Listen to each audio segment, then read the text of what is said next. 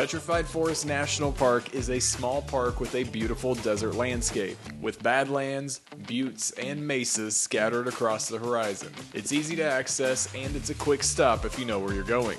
So in this episode, I'm going to show you every stop in Petrified Forest National Park, so you know what to see when you visit. But before we get to that, there are a few things you should know about the park.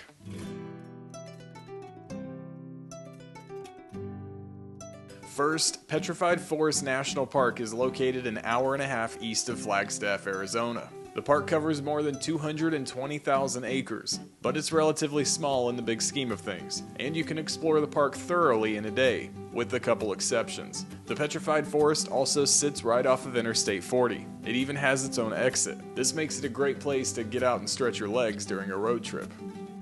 The closest town to the park is Holbrook, Arizona. If you're looking to spend a couple days at the Petrified Forest, Holbrook is your best bet. It's only 25 minutes from the park. It's not a big town, but it has restaurants, hotels, and RV parks. Plus, Holbrook has a ton of Route 66 history. The little town was a big stop on Route 66, so you can find old relics from the road, including metal dinosaurs and the Wigwam Motel.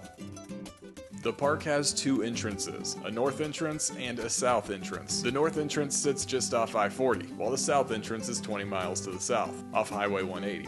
If you're headed west, you should enter through the north gate and exit through the south. This will make it so you don't have to backtrack once you're done exploring the park. If you're headed east, you'll want to enter through the south and exit through the north gate. Both entrances require an admission fee, but interagency passes also work. Most national parks are open 24/7, but Petrified Forest National Park has operating hours, as in they close the gates and you can't get into the park. The park is open from 8 a.m. to 5 p.m. most days. Arizona doesn't observe daylight savings time, so you'll have to do a little math to make sure you time your visit properly. One great thing about Petrified Forest is that it's very pet-friendly. It has a dog park, and pets are allowed almost everywhere. Of course, pets are not allowed in buildings, but the park allows dogs on paved surfaces, trails, and wilderness areas. We took Lou and Piper to Blue Mesa and the Devil's Playground, which is an off-the-beaten-path permitted hike in the Petrified Forest wilderness. All of this was a nice change of pace from other national parks. Just watch the heat if you're visiting in the summer. While you're exploring the park, you'll also want to keep an eye out for wildlife. At first glance, the Petrified Forest landscape looks barren and unforgiving, but this park has a diverse ecosystem with great wildlife. Pronghorn graze in the fields, coyotes howl in the distance, and deer bounce through the grass. Although our favorite bit of wildlife in the park was probably this porcupine. He was just hanging out in the tree trying to get some sun. The point is, be on the lookout because you never know what you're going to see. Finally, Petrified Forest National Park gets its name from the remnants of petrified forests that lay within its boundary. Fossilized wood or petrified wood can be seen scattered throughout the park. This wood is colorful and vibrant, and it comes in all shapes and sizes, from tiny pebbles to massive logs. One trail will even take you to a house built out of petrified wood. Just don't try to take any of it with you. It's illegal and you'll get a big fine. With basic information aside, let's look at every stop in Petrified Forest National Park. I'll start at the North Gate and work my way to the South Gate. The first place to stop is the Painted Desert Visitor Center. This visitor center has restrooms, water stations, and a picnic area. Of course, there are a couple gift shops and a wilderness desk with a ranger on site if you have any questions.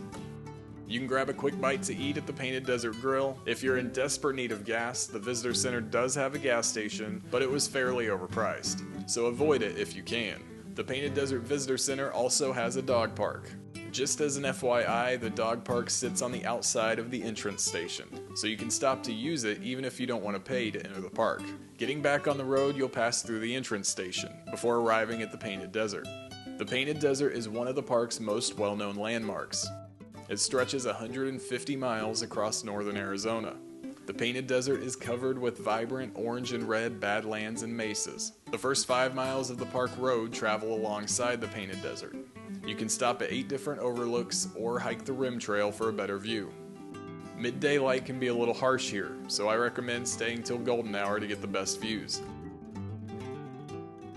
2 miles into the drive, you'll reach the Painted Desert Inn. When Route 66 was in its prime, the Painted Desert Inn was a popular stop for road trippers and adventurers alike. Now it mostly serves as a gift shop with some historic exhibits and an overlook. The staircase next to the inn leads to the Petrified Forest Wilderness area, with landmarks like Onyx Bridge and Starving Man, but most people won't venture out far enough to see them. The next stop is a small pullout that marks the location of Route 66. At one time, the historic road passed directly through this area, but it was decommissioned in 1985. Now the road only exists in fragments, and this is one of them. From there, the road goes up and over I-40. Then it passes through pastures for 5 miles before arriving at Puerto Pueblo. This site marks the location of a pueblo that had more than 100 rooms.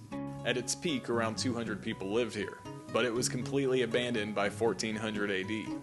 Now you can walk a 1/4 of a mile paved loop to see the ruins and read about the history. Just down the road from Puerto Pueblo is Newspaper Rock. This is a collection of 650 petroglyphs that are spread across several rocks. You won't be able to get up close to the petroglyphs, but you can use viewfinders to look down at the rocks and get a better view. Another mile down the road you'll come to the teepees. These are several cone-shaped badlands that sit on the side of the road. There are 2 pullouts so you can take your time and enjoy the views. The south pullout also serves as the trailhead for the Blue Forest Trail. The park has a few different forest trails, and this was my least favorite, so I'd opt for one of the others, which we'll get to in a moment. 16 miles into the drive, there's a small spur road that leads to Blue Mesa. This is the park's most popular landmark. You can get decent views from the road, but you can also step out and enjoy the overlooks. If you really want to enjoy Blue Mesa, there's a paved 1-mile loop that leads to the bottom. This is probably the most beautiful location inside the park, and we've enjoyed sunset here on more than one occasion. The mesa has vibrant, banded badlands that look spectacular during golden hour. I recommend timing your visit so you can experience it. The next stop is a quick one. Agate Bridge is a petrified log that spans a 40-foot gap, but the log itself is more than 100 feet long. You're not allowed to stand on the log or walk on the log, but it's still an impressive sight. The 10th stop is the Jasper Forest. This stop marks the location of an ancient forest, and there is a massive amount of petrified wood at this stop. You can enjoy the overlook, or you can hike down into the forest and wander through the landscape. This trail isn't paved, but it's pretty easy. The next stop is another forest. The Crystal Forest is a paved trail that curls through another small petrified forest site. This one is much easier to access than Jasper. The final stop in Petrified Forest National Park is the Rainbow Forest District. This stop has restrooms and water stations, but it also has so much more. The visitor center has a gift shop and an information desk staffed with a ranger, so you can ask questions. It also serves as a museum, with fossil replicas and a dig site for the kids. Aside from the visitor center, there's a gift shop with a theater that plays a film about the park. On top of that, the Rainbow Forest District also has a couple trails. The Giant Logs Trail is a short loop that starts at the Visitor Center. This small loop has some of the park's biggest petrified logs. The Long Logs Trail starts at the other side of the district, and it has one of the largest concentrations of petrified wood in the park. The Long Logs Trail also leads to the Agate House, which is a small structure that is built out of petrified wood. From the Rainbow Forest District, it's a quick drive to the park exit and the south gate.